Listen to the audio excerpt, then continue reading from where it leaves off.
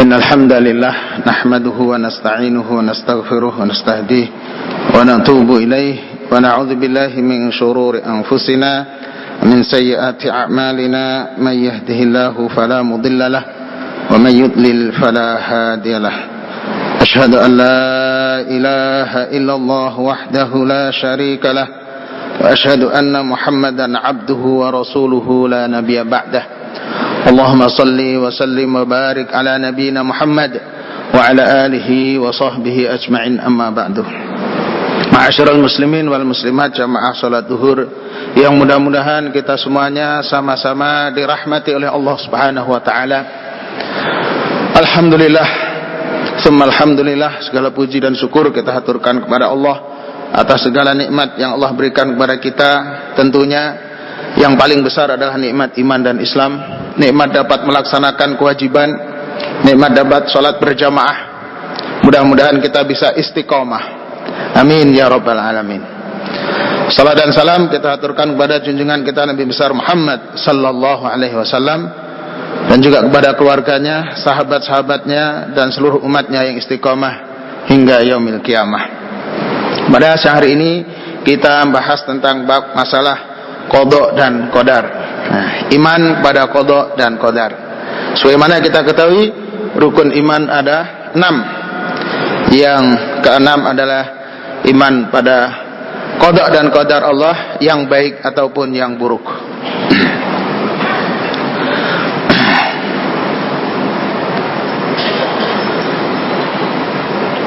Dalam skema ini, iman, qada dan qadar, kita akan bahas tentang makna qada dan qadar, kemudian dalil-dalil baik dari Al-Quran dan Sunnah, kemudian rukun iman pada qada dan qadar, yaitu percaya pada ilmu Allah atas segala sesuatu, kemudian takdir itu sudah dicatat,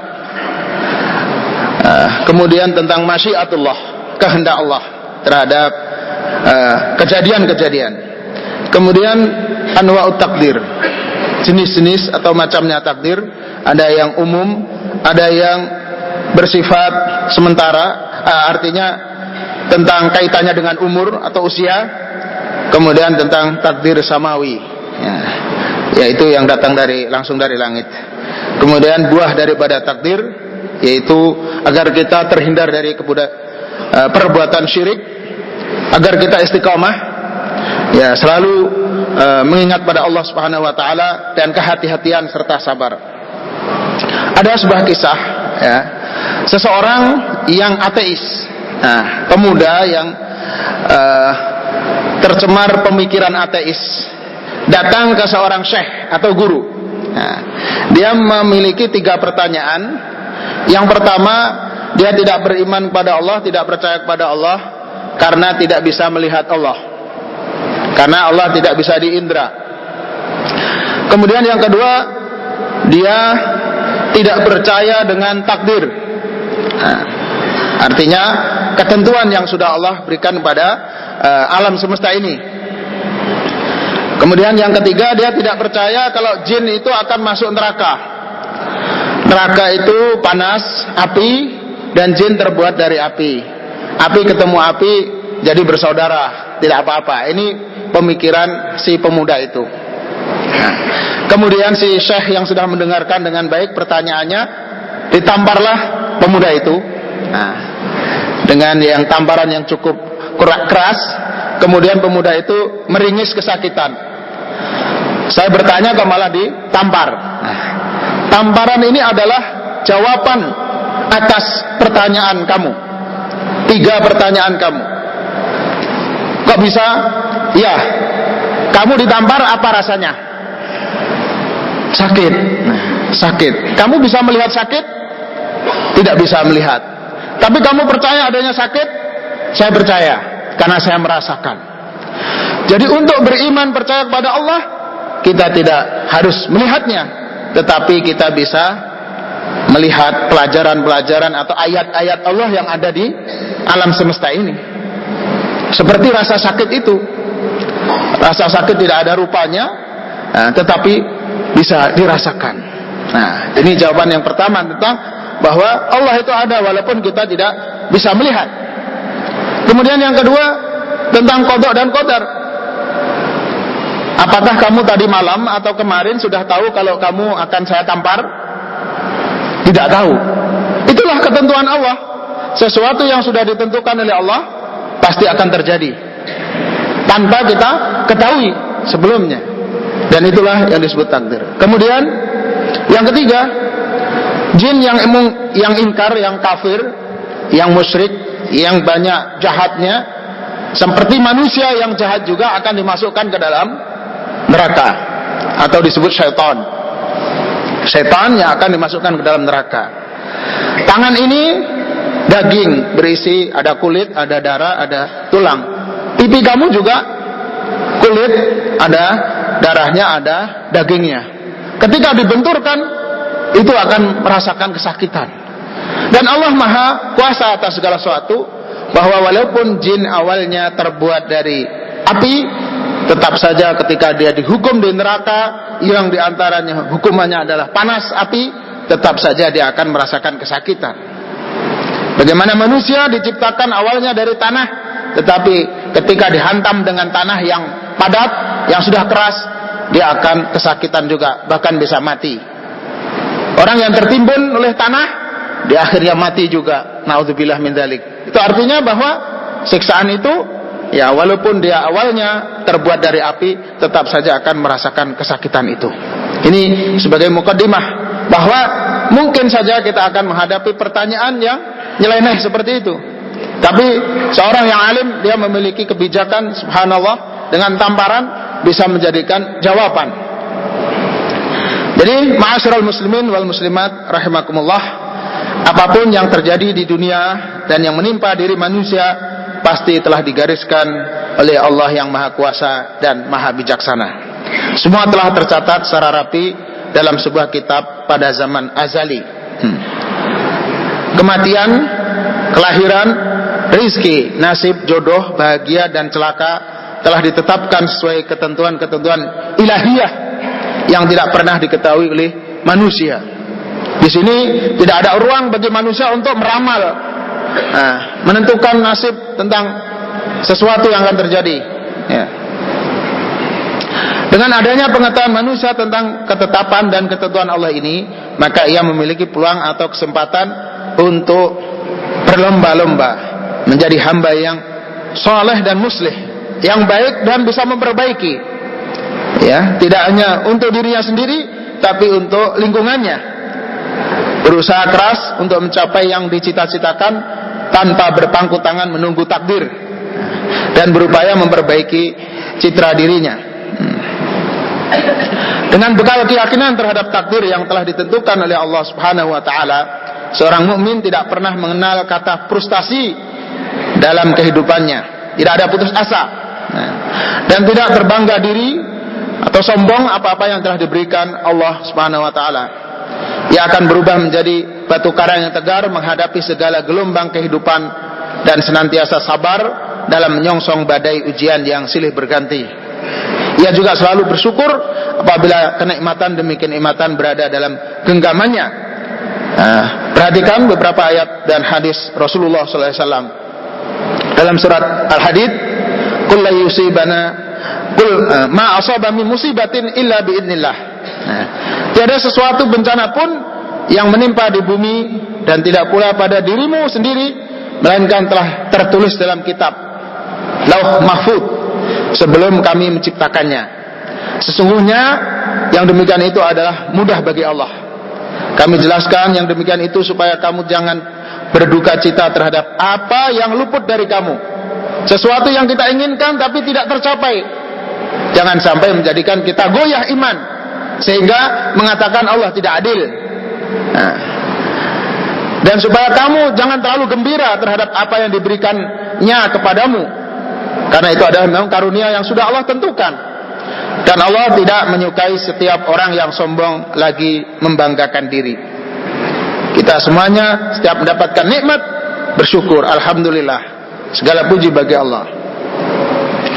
Wa indahu mafatihul ghaibi la ya'lamuha illahu. Dan pada sisi Allah kunci-kunci semua yang gaib Tidak ada yang mengetahuinya kecuali dia sendiri, dan dia mengetahui apa yang di daratan dan di lautan, dan tiada sehelai daun pun yang gugur melainkan dia mengetahuinya. Daun apapun di muka bumi ini, ya. Dan tidak jatuh sebutir biji pun dalam kegelapan bumi, dan tidak sesuatu yang basah atau yang kering melainkan tertulis dalam kitab yang nyata. Jadi semuanya, yang terkecil sampai yang terbesar, semua sudah tercatat. Gambaran manusia yang teliti akan membuat sesuatu. Insinyur misalnya membuat bangunan, dia pasti akan menulis semuanya, sentimilinya semua tertulis rapi. Itu manusia ketika ingin membuat karya yang baik, apalagi Allah Subhanahu wa taala, Tuhan semesta alam. Pasti semuanya sudah terinci, ya. Tidak ada yang terlewat sedikit pun.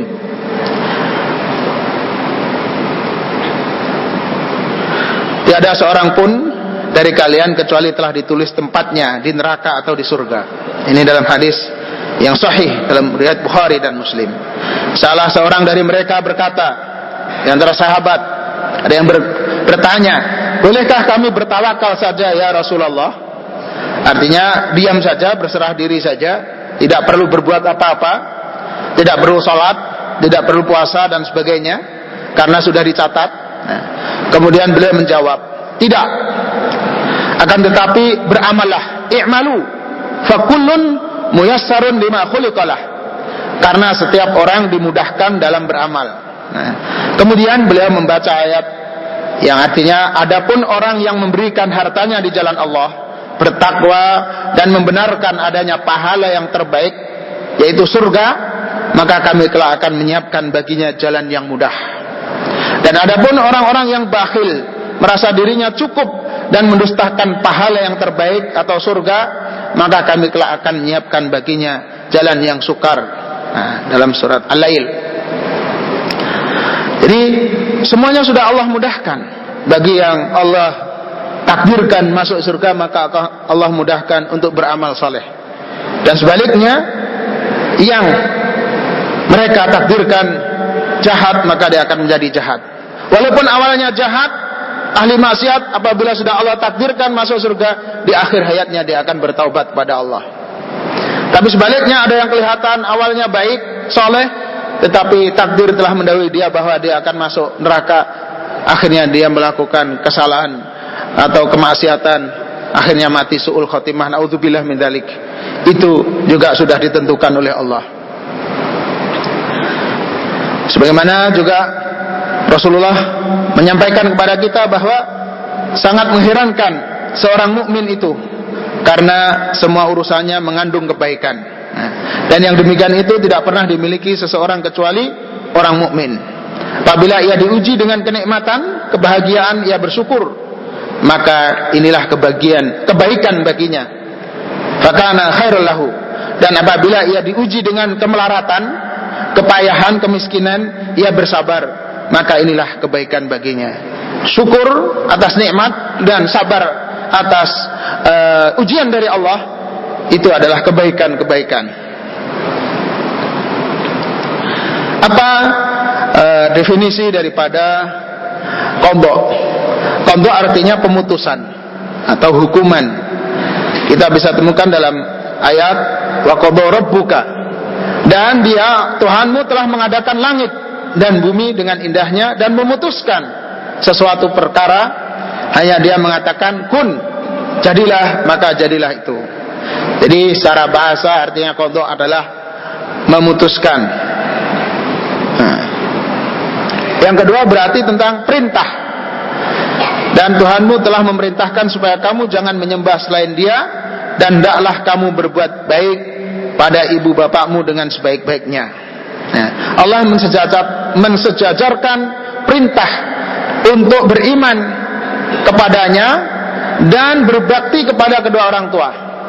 Jadi adanya kita di dunia ini adalah Allah menciptakan orang tua kita, kemudian melalui orang tua kita ada di dunia ini. Maka Allah menyamakan kewajiban untuk beriman kepada Allah, menyembah hanya kepada Allah, dan juga berbakti kepada kedua orang tua. Ini tingginya kedudukan orang tua bagi kita semuanya. Sehingga ketika mereka sudah lanjut usia dan di antara mereka ada yang kita pelihara atau mengikut kita, jangan sekali-kali mengatakan ya, atau kata-kata yang tidak menyenangkan, dan jangan membentak mereka. Maka ucapkanlah dengan perkataan yang mulia, qaulan karima. Ini Al-Isra ayat 23. Kemudian yang ketiga, arti daripada qada adalah pemberitaan. Jadi ada keputusan, pemberitaan, hukuman, dan perintah. Dan telah kami wahyukan kepada Lut perkara itu, yaitu bahwa mereka akan ditumpas habis di waktu subuh. Imam Az-Zuhri berkata, qada secara etimologi memiliki arti yang banyak, dan semua pengertian yang berkaitan dengan qada kembali kepada makna kesempurnaan. Kesempurnaan Allah Subhanahu wa taala.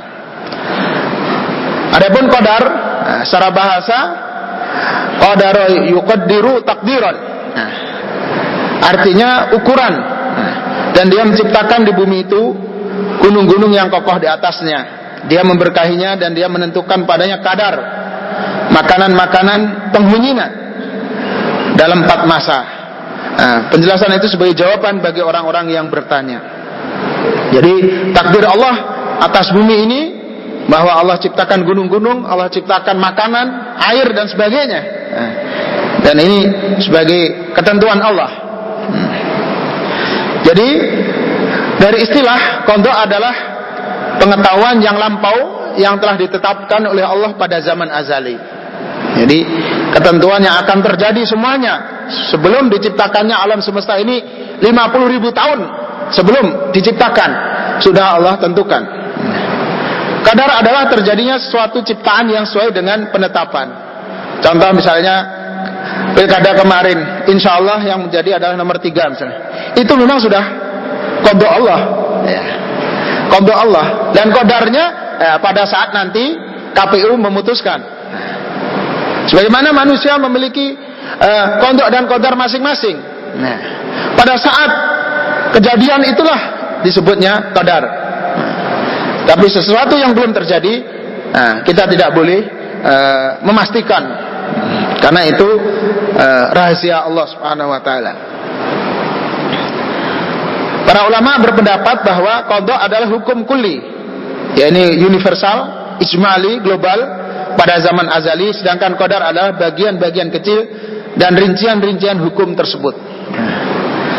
Ada juga di kalangan ulama yang berpendapat sebaliknya, yaitu qadar merupakan hukum kulli ijmali pada zaman azali, sedangkan qada adalah penciptaan yang terperinci. Dua hal ini, qada dan qadar, adalah ibarat satu keping uang yang memang dua sisinya tidak bisa dipisahkan.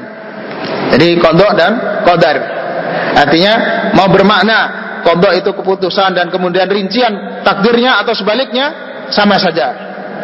Seperti mukmin dengan muslim, itu tidak bisa dipisahkan. Jadi hakikatnya qada dan qadar ini merupakan dua masalah yang saling berkaitan. Tidak mungkin satu sama lain dipisahkan, oleh karena salah satu di antara keduanya merupakan asas atau pondasi dari bangunan yang ada.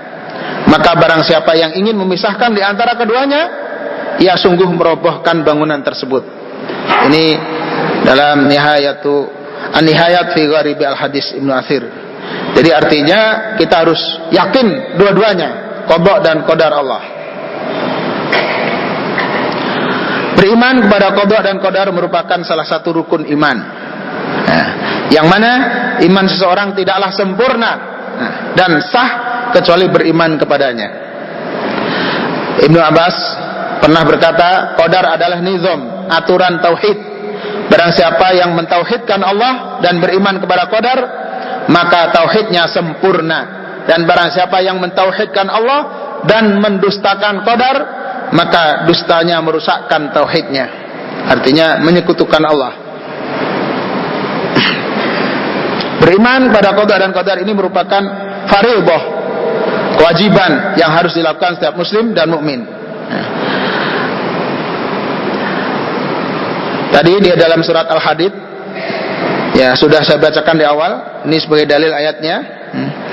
Kemudian di ayat yang lain, sesungguhnya kami menciptakan inna kulla syai'in khalaqnahu biqadar. Dalam surat Qamar, sungguhnya kami menciptakan segala sesuatu menurut ukuran. Nah, takdir diartikan ukuran. Tidak ada suatu keberatan pun atas Nabi tentang apa yang telah ditetapkan Allah baginya.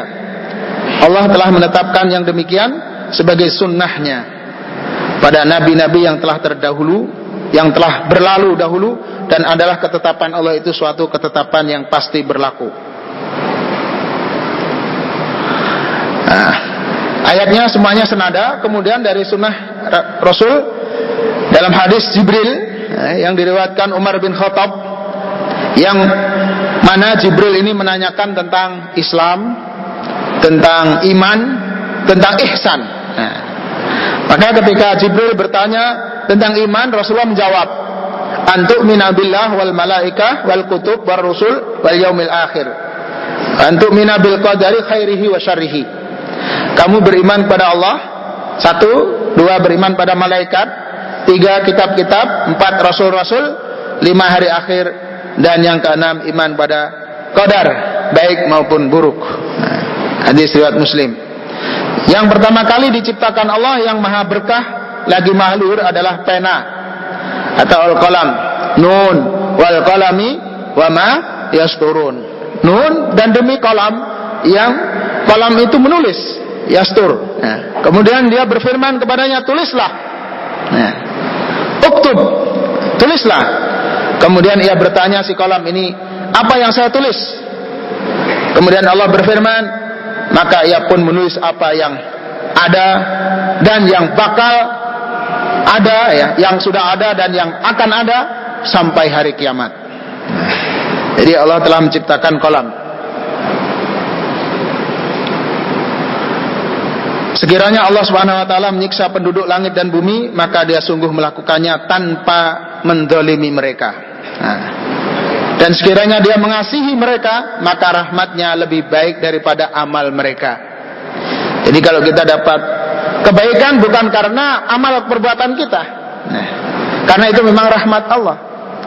Dan sekiranya kamu memiliki emas seperti gunung Uhud atau semisalnya, lalu kamu infakkan di jalan Allah, maka dia tidak akan menerimanya sehingga kamu beriman terhadap qadar dan kamu mengetahui bahwa apa yang ditakdirkan menimpamu tidak akan meleset darimu, dan apa yang ditakdirkan bukan bagianmu tidak akan mengenaimu.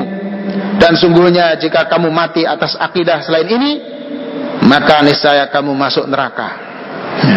Ini tegas sekali bahwa walaupun setinggi apapun amal kita, sebanyak apapun amal kita, kalau tidak beriman pada qadar, maka tidak diterima. Tidak seorang pun dari kalian kecuali telah ditulis tempatnya di neraka atau surga. Nah, ini tadi sudah terlewati, ya. Allah sudah ciptakan semuanya, dimudahkan jalannya. Rukun-rukun iman pada qadar atau qada dan qadar, yang pertama ilmu Allah. Beriman kepada qadar atau qada dan qadar berarti harus beriman kepada ilmu Allah yang merupakan deretan sifat-sifatnya yang sejak azali. Allah mengetahui segala sesuatu. Tidak ada makhluk sekecil apapun di langit dan di bumi ini yang tidak dia ketahui. Dia mengetahui seluruh makhluknya sebelum mereka ciptakan, sebelum mereka diciptakan. Dia juga mengetahui kondisi dan hal ihwal mereka yang sudah terjadi dan yang akan terjadi di masa yang akan datang. Oleh karena ilmunya, pengetahuannya benar-benar meliputi segala sesuatu. Dialah Tuhan yang mengetahui yang gaib dan yang nyata. Dalam ayat kursi, wala yuhituna bi syai'in min ilmihi illa bima sya. Dan tidak ada yang bisa meliputi ilmu Allah sedikit pun kecuali memang yang sudah Allah kehendaki. Artinya ada sebagian makhluk Allah atau manusia ini, hamba Allah, diberikan ilmu tentang biologi, tentang kedokteran, ada tentang fisika. Nah, itu hanya sedikit sekali, kecil sekali, ya, dibandingkan ilmu Allah yang maha luas. Allah lah yang menciptakan 7 langit dan seperti itu pula bumi. Ini dalilnya. Perintah Allah berlaku padanya agar kamu mengetahui bahwasanya Allah Maha Kuasa atas segala sesuatu dan sungguhnya Allah ilmunya benar-benar meliputi segala sesuatu. Saya percepat karena waktunya. Kedua, penulisan takdir. Tadi rukun daripada iman qada dan qadar itu yang pertama percaya adanya ilmu Allah. Kedua, tentang penulisan takdir. Tadi sudah saya singgung, sudah ditulis 50.000 tahun sebelum diciptakan alam semesta ini. Di sini mukmin harus beriman bahwa Allah Subhanahu wa taala menulis dan mencatat takdir atau ketentuan-ketentuan yang berkaitan dengan kehidupan manusia dan sunnah kauniyah atau hukum Allah, hukum alam yang terjadi di bumi ini di lauh mahfud. Lauh itu adalah catatan yang terjaga, mahfud terjaga, atau buku catatan amal yang dijaga. Tidak ada suatu apapun yang terlupakan olehnya. Tidak ada yang terlewatkan sedikit pun. Di antaranya ayatnya adalah dalam surat Al-Hadid tadi sudah dibaca juga. Tidak ada bencana apapun yang menimpa di muka bumi atau di atas diri seseorang kecuali sudah Allah catat. Ya. Dan tiadalah binatang-binatang yang ada di bumi dan burung-burung yang terbang dengan kedua sayapnya melainkan umat juga seperti kamu. Ya, sama Allah sudah tentukan, catat semuanya. Tiadalah kami alpakan sesuatu pun dalam Alkitab. Kemudian kepada Tuhanlah mereka dihimpunkan. Yang ketiga tentang masyiatullah. Jadi ilmu Allah, takdir sudah ditulis dan kehendak Allah, masyiatullah dan kudrat atau kekuasaan Allah. Jadi Allah memiliki kehendak. Seorang mukmin yang telah mengimani qada dan qadar harus mengimani masyiah atau kehendak Allah dan kekuasaannya yang menyeluruh.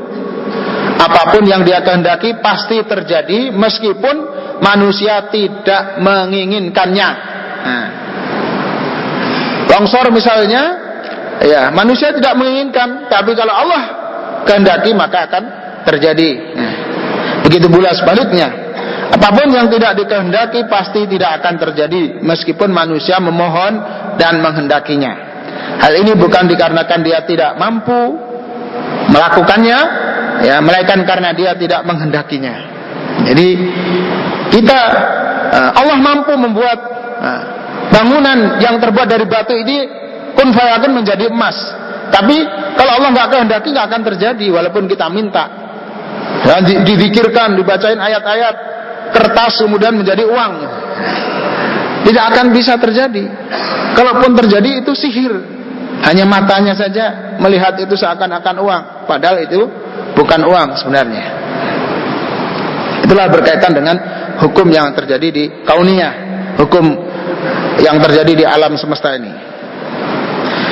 Tentang masyiatullah, dan kamu tidak dapat menghendaki menempuh jalan itu kecuali apabila dikehendaki oleh Allah. Wa ma tasyauna illa ayyasha Allah. Jadi apa-apa yang kamu kehendaki tidak akan terjadi, tidak akan tersampai kecuali memang Allah kehendaki pula. Ya. Keempat tentang penciptaannya. Ketika kita beriman terhadap qada dan qadar, seorang mukmin harus mengimani bahwa Allah lah pencipta segala sesuatu. Tidak ada khaliq selainnya dan tidak ada Rabb semesta alam selain dia. Allahu khaliqu kulli syai'. Allah itu menciptakan segala sesuatu dan dia memelihara segala sesuatu.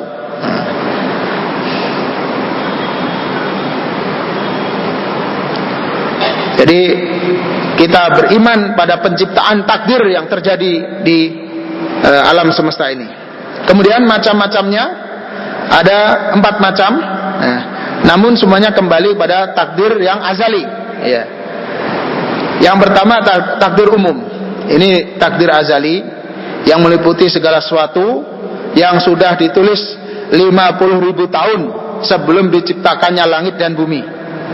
Di saat Allah Subhanahu wa taala memerintahkan qalam untuk menuliskan segala sesuatu yang terjadi dan yang belum terjadi sampai hari kiamat. Ini tentang takdir azali. Tadi ayatnya hampir sama. Kemudian yang kedua takdir umuri, yang berkaitan dengan masalah penciptaan ketika pembentukan manusia di awal penciptaannya di dalam rahim, yaitu ketemunya air sperma dan sel telur dari ibu. Takdir mencakup masalah rizki. Ada 4 bulan ya, setelah usia 4 bulan ya, usia 4 bulan kandungan, di sana ada takdir tentang rizki, ajal, kebahagiaan dan kesengsaraan. Sa'idun aw syaqi. Sa'id bahagia, syaqiyun sangsara. Ini rinciannya Allah turunkan pada saat usia 4 bulan dalam kandungan. Kemudian yang ketiga takdir samawi, takdir yang dicatat pada malam Lailatul Qadar. Inna anzalnahu fi Lailatul Qadr, wa ma adraka ma Lailatul Qadr, Lailatul Qadri khairum min alfi syahr. Tanazzalul malaikatu warruhu fiha bi'idzni rabbihim min kulli amr. Nah, jadi membawa urusan. Jadi tahunan, qada atau takdir tahunan. Pada malam itu dijelaskan segala urusan yang penuh dengan hikmah. Dan tafsir menyebutkan bahwa pada malam itu dicatat dan ditulis semua yang akan terjadi dalam setahun, mulai dari kebaikan, keburukan, rezeki, ajal dan lain-lainnya. Yang keempat takdir yaumi, yaitu takdir yang dikhususkan untuk semua peristiwa yang akan terjadi dalam satu hari atau harian, mulai dari penciptaan, rezeki, penghidupan, menghidupkan, mematikan, mengampuni dosa, menghilangkan kesusahan dan lain sebagainya. Ini takdir yaumi. Dan semuanya kembali kepada takdir azali tadi. Hanya rinciannya ada yang tahunan, ada yang pada waktu penciptaan di rahim umur 4 bulan, ada yang harian. Maka disinilah kita disunahkan untuk selalu berdoa pada pagi, sore, karena kita tidak tahu apa yang akan terjadi. Maka kita selalu berlindung kepada Allah. Berdalih dengan qada dalam kemaksiatan dan musibah. Ada sebagian orang melakukan maksiat mengatakan takdir, tidak bisa. Semua yang ditakdirkan oleh Allah Subhanahu wa taala selalu tersirat hikmah dan maslahat bagi manusia. Hikmah dan maslahat yang telah diketahui oleh Allah Subhanahu wa taala. Maka dia tidak pernah menciptakan kejelekan dan keburukan murni yang tidak pernah melahirkan suatu kemaslahatan. Kejelekan dan keburukan ini tidak boleh dinisbatkan kepada Allah. Jadi keburukan kita tidak boleh dinisbatkan, disandarkan kepada Allah, melainkan dinisbatkan kepada amal perbuatan manusia itu sendiri. Sesungguhnya segala sesuatu yang dinisbatkan kepada Allah mengandung keadilan, hikmah dan rahmat. Dalam surat Al-Kahfi, kisah tentang Musa dan Khidir. Pada saat Khidir membunuh anak, kemudian juga membocori perahu, kemudian membantu orang yang dindingnya mau roboh, dibetulin tanpa diberikan apa-apa, diberikan upah apa-apa. Semuanya di situ Khidir mengatakan kalau yang buruk tidak dinisbatkan kepada Allah. Misalnya saya membunuh ini, bukan saya diperintahkan Allah untuk membunuh ini. Tapi ketika kebaikan, kenapa Allah menginginkan supaya anak ini tidak menjadi hambatan bagi orang tuanya yang soleh. Jadi anak yang dibunuh itu menurut ilmu Allah dia akan menjadi jahat, menjadi ahli maksiat, sehingga kalau dia masih hidup akan mengganggu orang tuanya yang dulunya orang yang berbuat baik. Kemudian diperintahkan untuk membunuhnya. Walaupun itu memang takdir Allah, tetapi tidak bisa adabnya, ya, sopan santunnya tidak boleh menisbatkan kepada Allah Subhanahu wa taala. Sebagaimana pernah terjadi pada zaman Umar bin Khattab, ada seorang pencuri yang berdalih, saya mencuri itu karena takdir Allah. Kemudian Umar juga menjawab, saya memotong tanganmu juga takdir Allah. Jadi kita tidak boleh berdalih dengan takdir, karena bisa dibalikkan dengan takdir juga.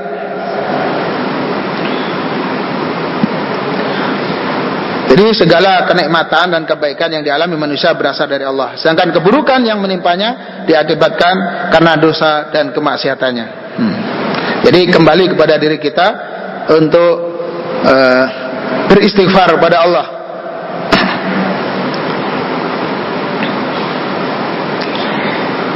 Adapun berhujah dengan takdir atau musibah yang menimpa manusia dapat dibenarkan Islam sebagaimana dialog yang terjadi antara Nabi Adam dan Nabi Musa tentang musibah dikeluarkannya Bani Adam dari surga.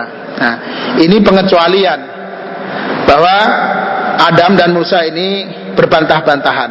Nah, Musa berkata, "Hai Adam, Anda adalah bapak kami yang telah mengecewakan dan mengeluarkan kami dari surga." Lalu Adam menjawab, "Kamu wahai Musa yang telah dipilih Allah dengan kalamnya dan menuliskan untukmu dengan tangannya, apakah kamu mencela kepadamu atas suatu perkara yang mana Allah telah menakdirkan kepadaku sebelum aku diciptakan 40 tahun." Sebelum diciptakan 40 tahun. Maka Nabi Muhammad SAW bersabda, maka Adam telah membantah Musa. Adam telah membantah Musa. Artinya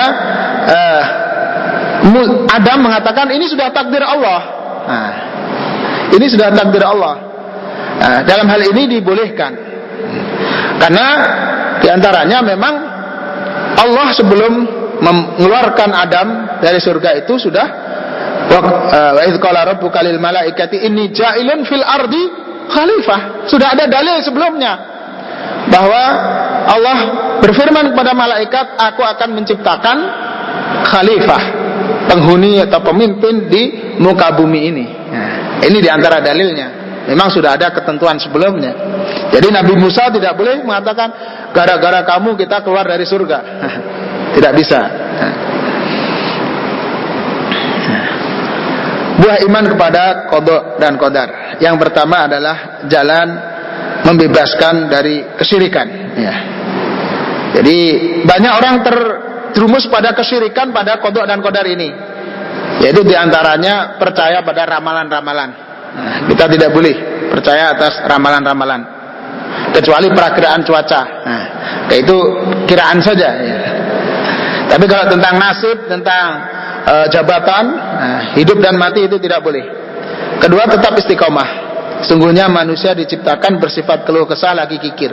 Apabila ia ditimpa kesusahan ia berkeluh kesah, dan apabila ia mendapat kebaikan ia amat kikir, kecuali orang-orang yang mengerjakan sholat. Nah, artinya istiqomah untuk kebaikan. Kita yakin kalau kita baik pasti akan dibalas dengan baik. Itulah jalan yang menuju keyakinan kita menuju surganya Allah. Nah, selalu berhati-hati. Jadi ketika ada godaan untuk melakukan maksiat, kita ingat bahwa nanti akan ada hari akhir. Bukan, wah ini mungkin takdir Allah maka boleh saja melakukan. Nah, tidak boleh. Jangan kita merasa aman dari azab dari Allah Subhanahu wa taala. Di antaranya, maka apakah mereka merasa aman dari azab Allah yang tidak terduga-duga? Tiada yang merasa aman dan dari azab Allah kecuali orang-orang yang merugi. Yang keempat, sabar dalam menghadapi segala problematika kehidupan. Ya, inilah buah daripada iman qada dan qadar. Mohon maaf agak cepat karena waktunya yang singkat juga. Intinya bahwa kita wajib beriman pada qada dan qadar Allah berdasarkan Al-Quran dan hadis-hadis Rasulullah. Dan apabila kita mendustakannya maka gugurlah tauhid itu. Jadi rusaklah tauhid. Naudzubillah min dzalik.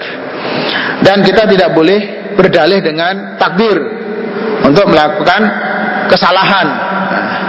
Karena kita tidak tahu apa yang akan terjadi. Tidak tahu tentang ketentuan yang sudah Allah tulis sebelumnya. Nah, jadi intinya tidak boleh mendahului ilmu Allah Subhanahu wa taala. Inilah yang dapat kami sampaikan. Mohon maaf apabila ada kesalahan kekurangannya. Hadanallahu ayyakum ajmain. Kita berdoa dengan kafaratul majlis. Subhanakallahumma wa bihamdika asyhadu an la ilaha illa anta astaghfiruka wa atubu ilaik. Assalamualaikum warahmatullahi wabarakatuh.